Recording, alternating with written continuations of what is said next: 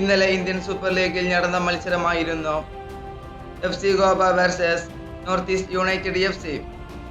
ഇന്നലത്തെ മത്സരം നടന്നിരുന്നത് ഇന്ദിരാഗാന്ധി അത്ലറ്റിക് സ്റ്റേഡിയം ഗുവാഹത്തിൽ വെച്ചിട്ട് ആയിരുന്നു. അതും നോർത്ത് ഈസ്റ്റ് യുണൈറ്റഡ് FCയുടെ ഹോം സ്റ്റേഡിയമാണ്.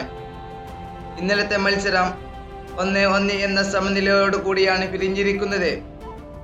ഇന്നലെ ഇരു ടീമുകളും വളരെ വാശിയോട് കൂടി തന്നെയായിരുന്നു കളിച്ചിരുന്നത്. ഇന്നലത്തെ കളിയോടുകൂടി FC ഗോവ ISL ടേബിളിൽ 2ാം സ്ഥാനത്തേക്ക് കയറിയിരിക്കുകയാണ്. 15 കളിയിൽ നിന്നും 27 പോയിന്റോട് കൂടി അവർ 2ാം സ്ഥാനത്ത് ആണ്.